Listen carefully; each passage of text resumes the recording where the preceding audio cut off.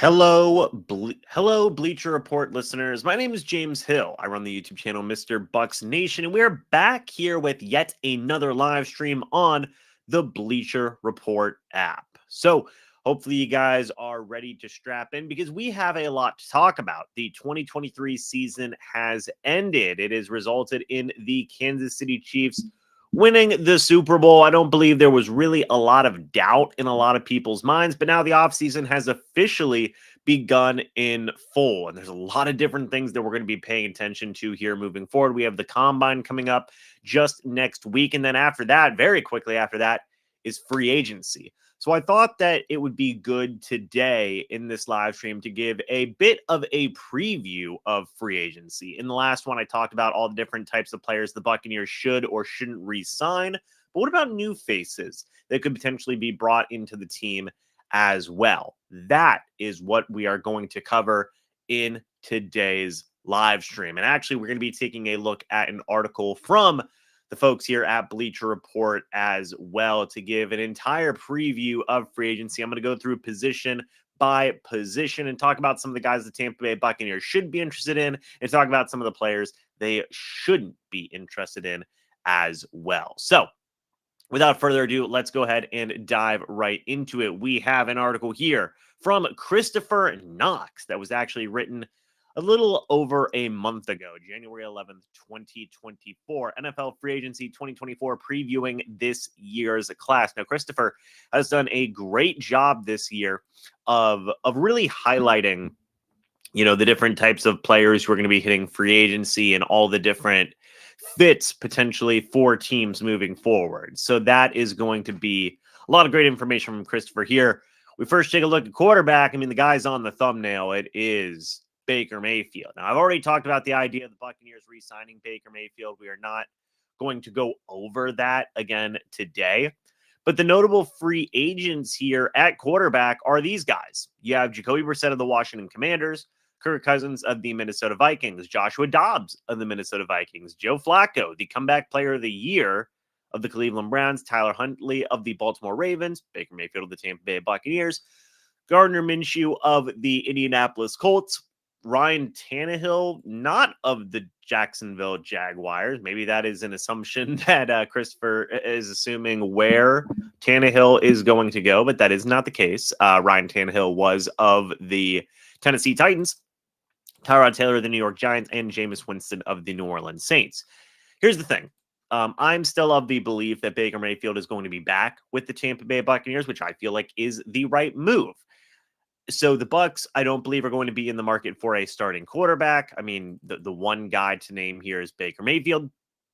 In the case of backup quarterbacks, even in that scenario, I don't see the Buccaneers adding really anybody at the quarterback position, at least in free agency draft. I don't know. We could talk about that at a later date. But you have Kyle Trask still under contract for one more year.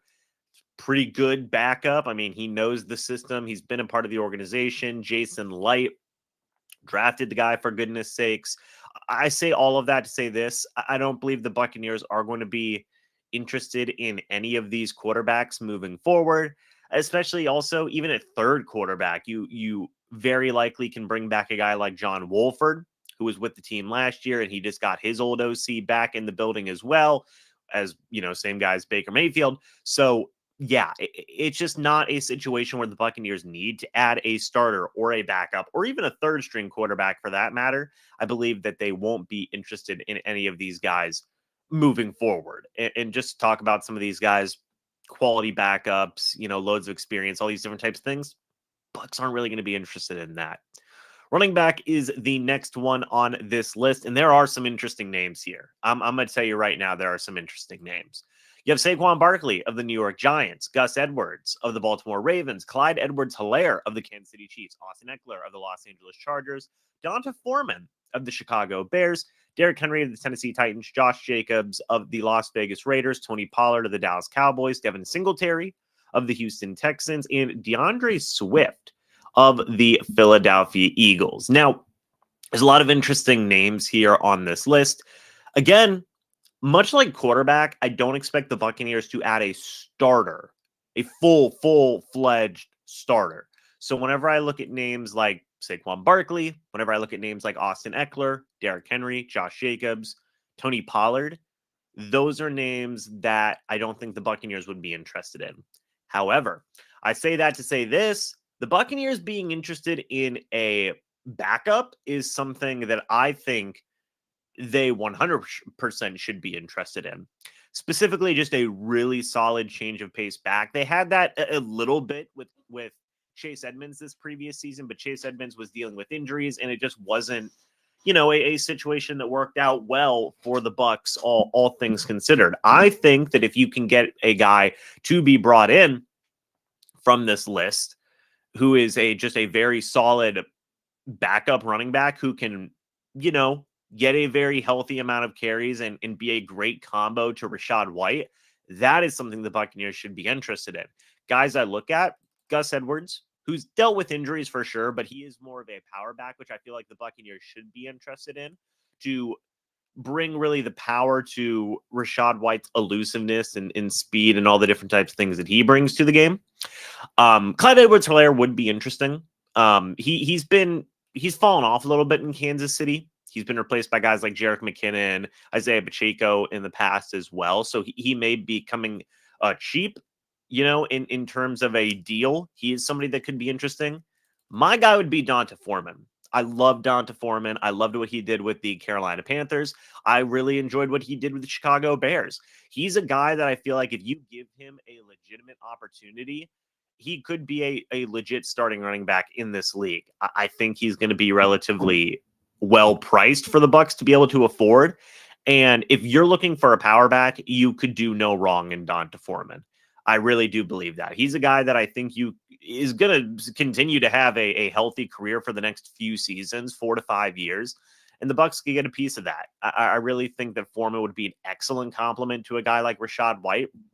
It is somebody that would probably be my selection out of all the players that are here. Of course, Henry, Jacobs, Pollard, even Singletary are probably going to be out of the Buccaneers' price range and also expectations of what, a signing should be moving forward. And then DeAndre Swift is interesting. I will say that he is interesting, but he also may have outpriced himself. But D'Onta Foreman is a guy that I'd be for sure interested in. After that, I'd probably say Gus Edwards and then Clyde Edwards-Helaire coming in at number 3. I'm interested to see what the word is on D'Onta Foreman. Running back market's a tad more robust. Okay. So, yeah, it is interesting. We do have another article here. If I can see something real quick. Oh, this is okay. So sorry, I was looking at the big board for the draft. We're not worried about the draft right now. We will get into that in future live streams. But again, it is a bit of a robust free agent running back market, which is very interesting. Certainly very notable. Again, my pick would be D'Onta Foreman. Going to wide receiver. This is something that I feel like is a bit more of a need than what is talked about in Buccaneers circles. But not for these guys, right? The Buccaneers don't need a number 1 or a number 2. The assumption here being that Mike Evans comes back. He is on this list right here. The Buccaneers could certainly use a guy to compete for number 3 and number 4. They have Trey Palmer, and he was very, very solid in his role. I think he did a very good job. I would bring in a veteran to compete with Trey Palmer. That's what I would do. I don't think any of these guys on this list are in that category. All of these guys are going to be vying for number 1 or number 2 wide receiver snaps. Like Odell Beckham with the Baltimore Ravens. He's a guy who, where is he at in his career at this point? Who knows, right? He's still trying to be a number 1 or a number 2. Tyler Boyd's looking for a payday. I wish Marquise Brown was on the Tampa Bay Buccaneers, but that was not the case. Gabe Davis of the Buffalo Bills, he may be looking to become a number 1 somewhere. T. Higgins, I think he's going to be getting franchise tagged. Darnell Mooney's probably looking for different opportunities elsewhere. Michael Pittman, all of these guys are due for big paydays is the point. And the Bucs, they don't need to give a big payday to a wide receiver, not named Mike Evans, of course. If Mike Evans is not a part of the equation moving forward, then yeah, I would say be all in on a guy like Gabe Davis or a guy like Michael Pittman Jr. Those would be the two guys that I would say, like, hey, go for it. If you can't bring back Mike Evans, I still believe the assumption is that he would be back. I'd be going all in on a Gabe Davis or a Pittman Jr. But if Evans is back, then this part of the list is not necessary for the Bucs, just because I think that they would be more focused on I think they would be more focused in on a wide receiver 3/4 to compete with Trey Palmer would be my assumption. Moving forward, by the way, Mike Evans continues to form Hall of Fame. I mean, yes. Yeah. Yes, he is continuing to be a Hall of Fame pace. We don't gotta be talking about that. Tight end is interesting. Tight end is very interesting. I think this is one the Buccaneers should be interested in. You have some interesting names here, but you've also got some names that are iffy. In my opinion, I think the Tampa Bay Buccaneers should be interested in a fringe number 1 tight end to compete with a guy like Cade Otton, to compete for starting snaps at the tight end position. And you do have a couple of guys who are in that role. In my opinion, Noah Fant, Hunter Henry, Mike Gesicki, and Irv Smith are the 4 guys to keep a note on. Robert Tonyan would be an interesting name. Noah Fant would be a great name. I mean, I really do like Noah Fant a lot. I think he can be a very, very good caliber tight end in this league. Similar things with Irv Smith Jr. These would probably be my top 2 guys. After that, Mike Gesicki and Hunter Henry would probably be behind them. And then you have some other guys in that list, like Robert Tonyan would probably be 5th in that role. But I'd be a huge fan of Noah Fant. He'd probably be my number 1 guy. Irv Smith would definitely be number 2. I'd say Mike Gesicki number 3, Hunter Henry number 4, and then Robert Tonyan number 5. The reason I say this is because, look, Cade Otton is a very, very good tight end. He's solid, he's serviceable, but it's something that you could certainly improve on. And I think the Buccaneers would want to get in a good backup if they want to run 2 tight end sets, if they want to, do a lot of different types of things. I would say that, yeah, they should go out there. They should go out and get another tight end to really help out with the situations that are going on there, right? You have Payne Durham. He really hasn't been much with his time with the Tampa Bay Buccaneers. It is what it is.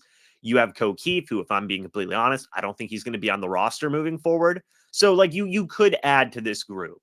You should add a number 2 who can be a number 1. I feel like that is very important, just to have good depth at the very least. I don't think Irv Smith is going to break the bank. I don't think Noah Fant is going to break the bank. I think the Buccaneers should be interested in one of those 2 guys moving forward. Offensive line's interesting. The Tampa Bay Buccaneers could be interested in a guard or a center even. Robert Hunt is an interesting name. Kevin Dotson is an interesting name. Mike Owenu is another interesting name. Connor Williams is a guy the Buccaneers could very well be interested in. In terms of tackles, Mekhi Becton, Trent Brown, Andre James, I believe, is a tackle. Tyron Smith and Jonah Williams are not guys I think the Buccaneers would be interested in. Even Kevin Zeitler would be an interesting name, although he is a little bit up there in age. Point being is that the Buccaneers, look, you have Cody Mock, who I feel like did a very decent job at right guard. At center, you do have Robert Hainsey. In my opinion, I think the Buccaneers should look to get a different center and move Hainsey over to guard, which leads me to say this. I mean, Connor Williams would be an interesting name. If you want to keep Hainsey at center, maybe go for a guy like Zeitler for a year. Maybe go for a guy like Robert Hunt or Michael Owenu. But I do think interior offensive line is a big need for the Bucs. It's something they 100% should be interested in. There's a lot of interesting names on that list. But again, really only interior O-line is what the Bucs should be interested in here moving forward. But these guys are all a couple of these guys are guys I feel like the Buccaneers should consider. I feel like they should spend a little bit of money at the position, especially considering they've drafted so many guys in recent years who are still on rookie deals. You can really afford to get away with it, and it is something they should be interested in. Defensive line is an interesting one. They don't necessarily need, because you have Vita Vea, you have Kalijah Kancey. Those guys are fantastic. I don't have to tell you guys that. Y'all already know how fantastic those guys are. You have Logan Hall, who is still trying to grow and develop as a defensive lineman, and it's certainly been notable. It's certainly been worth talking about. All the guys that are on this list just don't really fit what the Buccaneers need right now. You could bring in one of them, and I suppose it would be a fine investment, but you just have more pressing needs than the defensive line, in my opinion. You have other positions of need, which we will certainly get to here in a moment. And it just, again, a lot of these guys here like Cox, Jones, Matabuike, Rankins, like these guys are going to cost a lot of money. And I just don't think the Buccaneers have the resources to spend at this position right now, especially whenever you've got two really, really good guys in Vita Vea and in Kalijah Kancey. Here's the number one position of need, in my opinion, for the Tampa Bay Buccaneers. It is edge rusher. And this one we're going to spend a good bit of time on because I think the Tampa Bay Buccaneers should be interested in a lot of these guys. I mean, a lot. Pretty much everybody on this list, the Buccaneers should be interested in. The reason I say that is to say this: the Buccaneers need a number one. Unfortunate to talk about, but I do believe the team is going to move on from Shaq Barrett this offseason. And what is going to be a very difficult move, but a business decision at the end of the day. It's going to save a lot of money. I think you need to take that money and reinvest back into the position to get one of these guys, if not, in some cases, two of them, right? The big names that I feel like if they do hit the open market, the Buccaneers should be all in on is Josh Allen and Brian Burns. I mean, these two guys are absolutely elite, in my opinion. I would give these guys 20 plus million a year. Brian Burns, especially, if that guy hits the open market, the Buccaneers need to be all in. I believe the Jaguars already came out and said that they're going to keep Josh Allen. Brian Burns' situation is still up in the air. If he hits the open market, the Buccaneers should not, waste any time working to get a deal done with Burns. I 100% believe that. You then have a couple of, after these two, Danielle Hunter would be my top guy. I would spend a lot of money on Danielle Hunter as well. I would honestly probably give him a very similar contract to a Brian Burns or a Josh Allen. The only difference is that this would be like a 5 to 6 year deal. This would probably be like a 2-year deal. I say that because Danielle Hunter is 31, I believe. Still an incredible pass rusher. Still an incredible pass rusher. But he's a little bit up there. Whereas Brian Burns is going to be your franchise guy for the next 5 to 6 years. Danielle Hunter is going to be your franchise guy for the next 2 to 3 years. Not bad. Certainly worth the money, in my opinion, but Brian Burns would obviously be the favorite there. If neither Josh Allen or Brian Burns hits free agency, the Bucs should be all in on Danielle Hunter, in my opinion. I haven't been shy of that opinion. I've been saying that for weeks and weeks now. I still believe it. Danielle Hunter is really fantastic. After that, you've got some young, really good names that I would be heavily interested in. Bryce Huff of the New York Jets. It seems like he is really, really foregone to hit the open market. I believe he had 10.5 sacks last year. Interesting name, good young pass rusher. How would he fit in Todd Bowles' system? Can he be the number one guy? Because last year was his only true year as a starter. He did great in that role. And that's how Shaq Barrett got his big payday, was he, made the most of his opportunities with the Denver Broncos. He came to the Bucs and had 19.5 sacks in his first year. Could we see a similar thing with Bryce Huff? Yes, we certainly could, but it is a little bit of a gamble. You never know what could happen in that, but I still would say, yes, the Buccaneers could be interested, and I like his potential as the number one guy. Similar thing with Chase Young. Chase Young would probably be my fourth guy on this list. I like Chase Young. I think he did a great job for the 49ers. I think that he would really thrive in the aggressiveness of a Todd Bowles style of defense, and he could be your legit number one guy. He's had some issues with injuries in the past, but he is still fantastic in his own right. After that, you've got some interesting veterans. Zadarius Smith, I think the Bucs could be interested in, but not on a long-term deal. Jadeveon Clowney, very similar boat to Zadarius Smith. And then you have some guys bringing up the rear like Leonard Floyd, Jonathan Greenard, and Josh Uche, who's an interesting guy. Maybe the Bucs get him as a number 2. But number ones, be all in on Brian Burns. Be all in on Danielle Hunter. If you can't get either one of them, really make a run at Chase Young or Bryce Huff. That'd be my recommendation. Inside linebacker, none of these guys are really going to be options for the Bucs, I believe. Devin White's going to be leaving in free agency. The goal here is to bring back Lavonte David. After that, you have a lot of guys who the Bucs, if you bring back Lavonte David, you're not going to be interested in any of these guys. If you don't bring back Lavonte David, go for a guy like Patrick Queen. I think KJ Britt's a very solid number 2. I think you would need a number 1 at that point. I think Patrick Queen would be a great fit. A lot of these guys, maybe Jordan Brooks would be a very interesting name, and Azeez Al-Shaair. But aside from that, a lot of guys just don't fit the mold moving forward. Last couple of positions I want to talk about here, and we are going to go through them quickly, is cornerback and safety. Quickly at cornerback, again, the Bucs don't necessarily need anybody in this bracket right now. These are all number 1 corners / number 2s.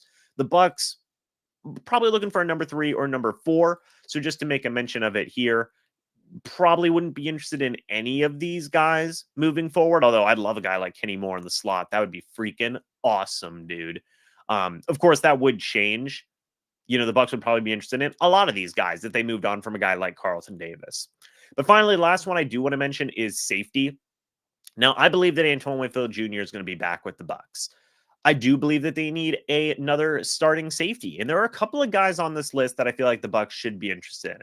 Chauncey Gardner-Johnson, I would bring him in. I think he's a good safety. Him and Winfield Jr. would be absolutely terrorizing quarterbacks, and that would be great. I think he would come in at relatively cheap, and I think the Buccaneers should be interested in. I think that Jordan Whitehead would be a great candidate to return to the Bucs. I really do believe that. I think that Whitehead went to the Jets, played well. I think he had 3 interceptions in a game last year. And I think that, he could do really good things in Tampa Bay yet again. I do think the Buccaneers could be interested in bringing him back. A lot of these other guys are probably going to be out of the Buccaneers price range. Cameron Curl would be an interesting name. Xavier McKinney would be an interesting name. But the 2 big guys for me are Chauncey Gardner-Johnson and Jordan Whitehead. But it also wouldn't surprise me if the Buccaneers just decided, hey, we're going to go in a different route. We're going to get a little bit of a cheaper guy so we can spend resources elsewhere. But folks, those are kind of the names of who I feel like the Tampa Bay Buccaneers should be interested in moving forward in free agency. There's a lot of different names. There's a lot of guys to consider here moving forward. It's going to be a lot of fun. And we're going to be talking about this throughout the entirety of the offseason going into free agency and whatnot. But I'd love to get your guys' thoughts and opinions about the names that I mentioned down in the chat and in the comments section below, wherever it may be here on the Bleacher Report app. I want to thank Bleacher Report for having me on for yet another live stream. It was greatly appreciated. Happy Valentine's Day to everybody, by the way, who does celebrate it. Hopefully you guys all have a wonderful day there as well. But anyway, guys, again, my name is James Hill. I run the YouTube channel MrBucsNation, where we talk about all things Tampa Bay Buccaneers. I'm also here on the Bleacher Report app all the time talking about the Bucs as well. So thank you guys so much for watching this live stream here on the app. Hope y'all enjoyed. And as always, guys, I will see you all in the next video or the next live stream. But until then, and as always, guys, goodbye for now and go Bucs.